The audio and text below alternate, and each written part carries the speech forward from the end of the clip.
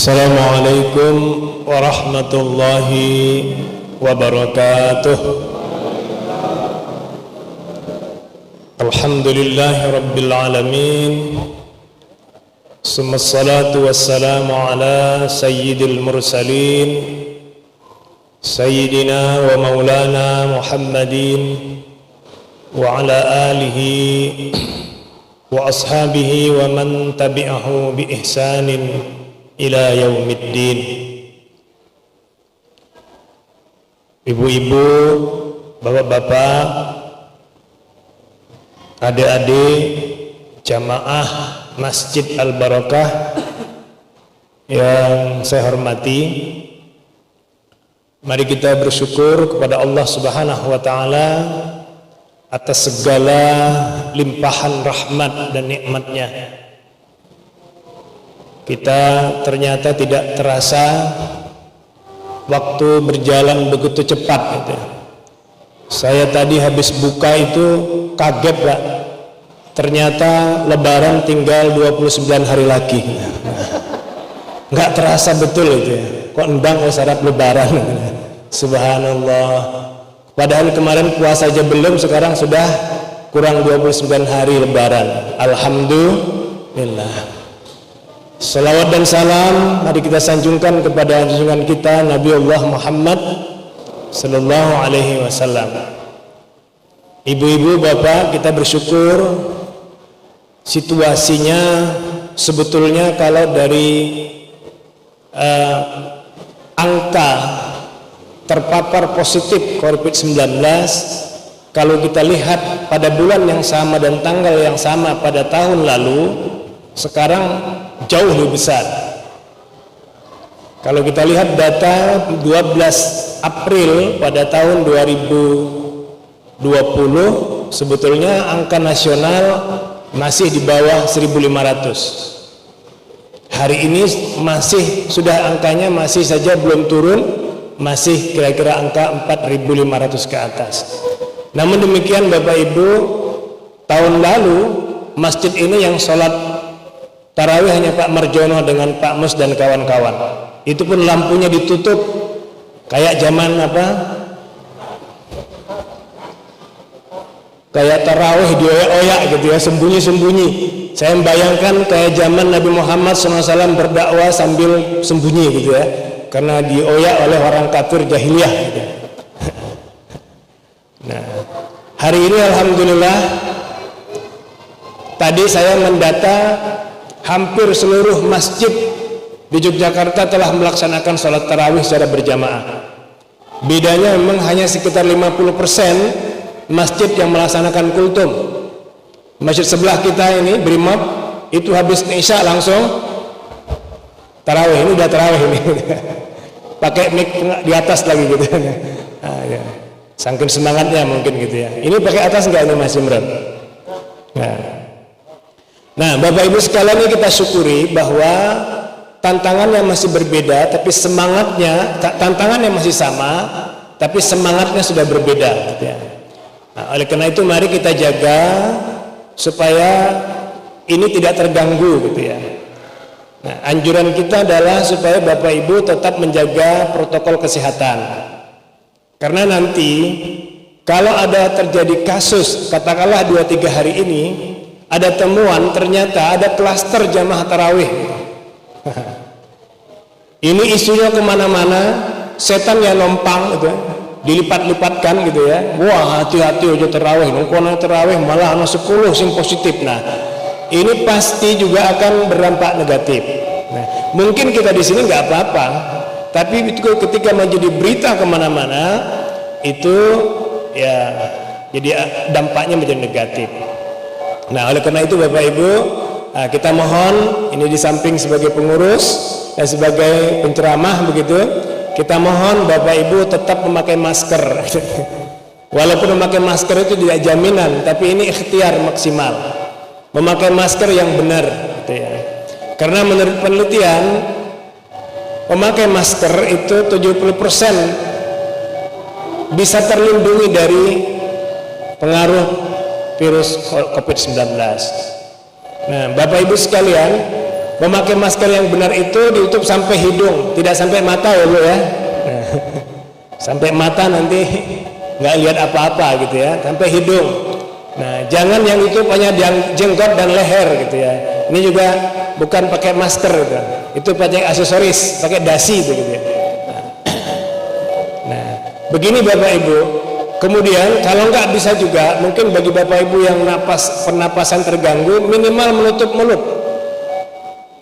Nah, karena kita sepakat ya bahwa dalam kondisi terbuka, mulut kita ini kalau berbicara, apalagi batuk, itu akan mengeluarkan droplet yang sangat banyak.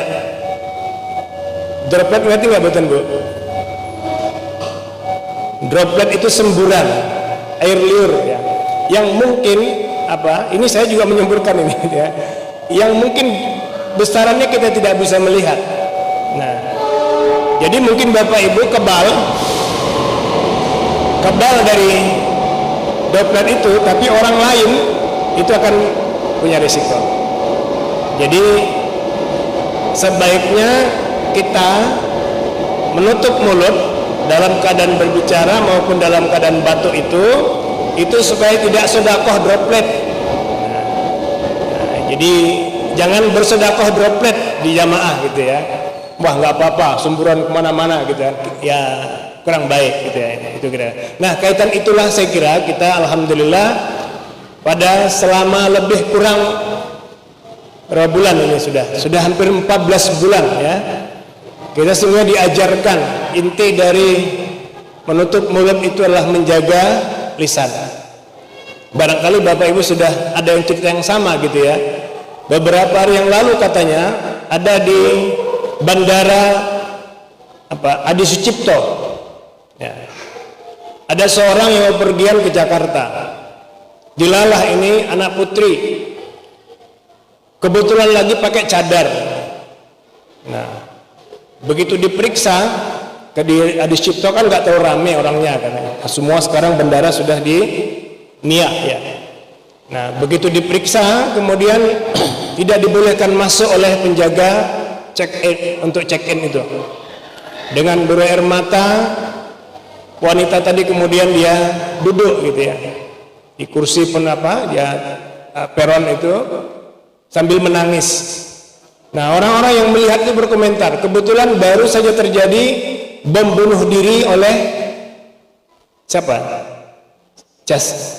Zaskia Aini ya. Nah, wah ini mesti nggak boleh masuk pesawat karena pakai cadar. Yang satu, ya enggak, orang apa yang ngono carane, kan nggak semua orang pakai cadar itu jelek. Negara sudah mengancam hak asasi manusia. Ada yang lain lagi, betul itu, hati-hati sekarang, jangan-jangan dia bawa bom gitu ya. Terjadi pertengkaran asik itu kemudian ngobrolnya itu kemana-mana. Ada yang membela dan ada yang menyalahkan, bahkan ada yang mau berantem. Kamu omongannya semacam itu lah, itu namanya menghina Islam. Lah nyatanya begitu kok gitu. Akhirnya ada seorang yang bertanya ke penjaga tiket masuk, Pak, itu tadi kok nggak boleh kan ngapa? Kok nggak boleh? Lah tiket yang dibawa itu bukan tiket di Adi Sucipto tapi tiket di Nia. Lah nggak boleh masuk sama penjaga pintunya karena keliru tiket. Nah, apa yang ingin kita ambil dari ini Bapak Ibu sekalian? Hari ini kita itu terlalu asik membicarakan hal-hal yang belum tentu kita paham. Nah, gitu ya. Ada informasi sedikit diskusikan, berdebat, padahal sama-sama tidak pahamnya. Jadi kalau dulu Pak Malik Manil mengatakan ini bukan, kalau dulu orang berdebat, berdiskusi itu karena sama-sama mengerti, namanya ikhtilaful ulama. Nah, seperti kemarin ada kemungkinan perbedaan menentukan satu Ramadan. Yang hari ini juga ada ikhtilaful ulama, perbedaan antara orang-orang pinter, itu perbedaan menentukan waktu subuh. Majelis Tarjih Muhammadiyah mengoreksi jadwal subuh itu 8 menit lebih lama karena selisih 2 derajat hitungannya. Nah, tidak ada masalah karena apa? Itu perdebatan yang berdasarkan masing-masing pakai ilmu. Yang perdebatan semacam inilah sesungguhnya menjadikan ikhtilaful ulama rahmah. Perbedaan orang-orang yang pandai, yang niatnya baik itu menjadi rahmat. Tapi perbedaan pendapat, podo-podo orang ngerti nih. Nah, ini namanya ikhtilaful juhala.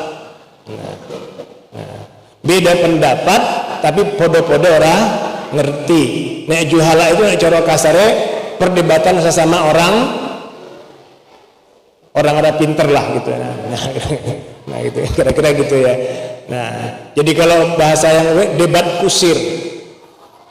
Dan itu asik Bapak Ibu sekalian, mulai dari pos ronda, di emperan masjid, ya di warung angkringan, itu asik. Memperdebatkan yang sama-sama tidak punya kapasitas. Nah, oleh karena itulah ada kata hikmah mengatakan salamatul insan fi hifdzil lisan. Selamatnya manusia itu ditentukan oleh kemampuannya menjaga lisannya. Nah, hari ini Bapak Ibu sekalian, kita ngambil hikmahnya saja. Tidak usah sambat mbah kapan nih sampai masker ini dibuang. Sampai hari ini kita masih, dan saya kira ini setahun ke depan kita ini masih akan dianjurkan pakai masker. Nah, hikmahnya apa? Hikmahnya kita ambil tidak hanya menjaga COVID, tapi juga menjaga supaya orang terlalu akeh omongan sing ora penting. Nah, saya nggak tahu Bapak Ibu ya. Biasanya kalau saya Ramadan begini gitu ya, itu menjelang Isya itu, setelah antara azan dengan Isya, itu ada suara taun di belakang tabir itu gitu ya. Banyak yang bercerita gitu ya. Tapi setelah itu pakai masker, ternyata pengaruh signifikan. Arab ngerumpi itu rada tidak nyaman.